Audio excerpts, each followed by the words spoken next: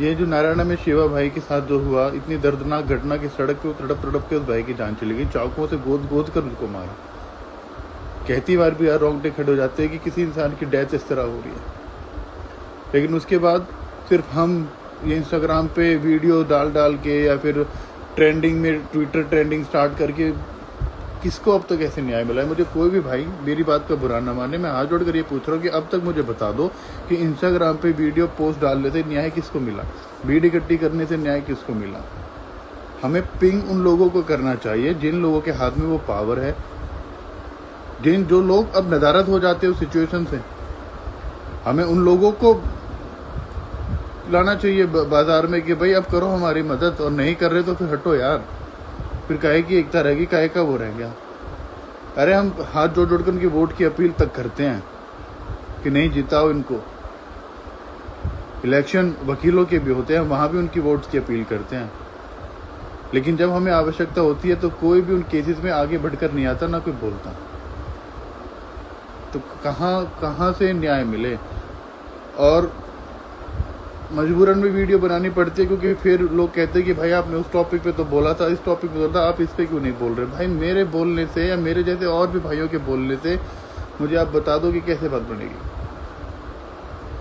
बोलने से कभी कुछ नहीं होता यार, ग्राउंड पे जब तक वर्क नहीं होता। दिल्ली पुलिस से पूछा जाए कि भाई क्यों, कहाँ, कैसे काम नहीं हो रहा, तो कुछ चीज़ें पता चले। लेकिन करे कौन? हम जैसे नॉर्मल लोगों को कहाँ कौन बताएगा? हम तो आम है यार, हमारे हाथ में कुछ नहीं है, न हमारी कलम में ताकत है, न हमारी जुबान में उतनी ताकत है कि हाँ सामने वाले को बोले और वो सही सही तरीके से हमें समझाए। वीर ब्रो, न्याय मांगने से नहीं मिलता, लेकिन करे क्या? आप बताओ, आप कैसे न्याय दिलाओगे जब तक आपके हाथ में कुछ नहीं है? झंडे उठा लेने से कि हमें न्याय तो जस्टिस मिला किसको है? मैं तो ये कह रहा हूँ, जिन लोगों के थ्रू इजीली जस्टिस मिल सकता है, जो सही रास्ता दिखा सकते हैं, जिनके हाथ में है वो चीज़, वो क्यों नहीं आगे बढ़कर आते? तो भैया इस वीडियो से बस यही कहना चाहूँगा कि अगर उन बड़े नेताओं, उन वकील, उन लोगों को थोड़ी बहुत शर्म आए तो प्लीज़ आगे आके, जो इंसान चला गया और जिसकी दिख रही है कि दर्दनाक मौत हुई है, जिसमें विक्टिम भी सामने दिख रहे हैं, जिन्होंने चाकुओं से गोद गोद कर मारा है, भैया ऐसे में तो न्याय मांगना पड़ रहा है जहाँ चीज़ें ऑलमोस्ट सभी क्लियर हैं। तो जितना हो सके भाई सभी एक होकर रहो।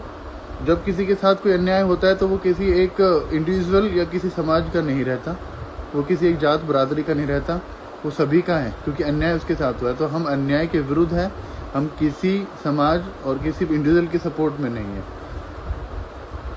एक होना पड़ेगा भाई, वरना फिर वो द कश्मीर फाइल्स में जो चीज़ें हुई है ना, वो हर जगह होती हुई दिखेंगी।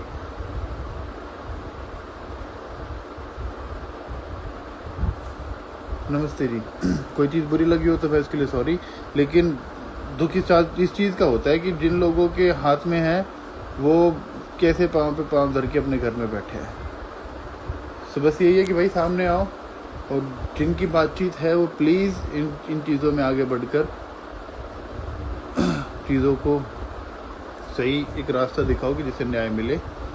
हम अमन फैसला के लिए खूब भीड़ इकट्ठी हुई थी, सब कुछ किया था, लेकिन end of the day ground पे कुछ नहीं हुआ।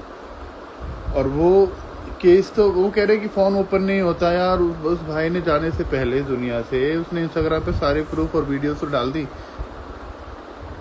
उसके बावजूद भी देखो वो लोग, उनके गाने भी बन रहे हैं, सब मज़े में हैं, लेकिन वो परिवार अभी भी दर्दनाक स्थिति से गुजर रहा है। तो मैं तो बस यही कहूँगा कि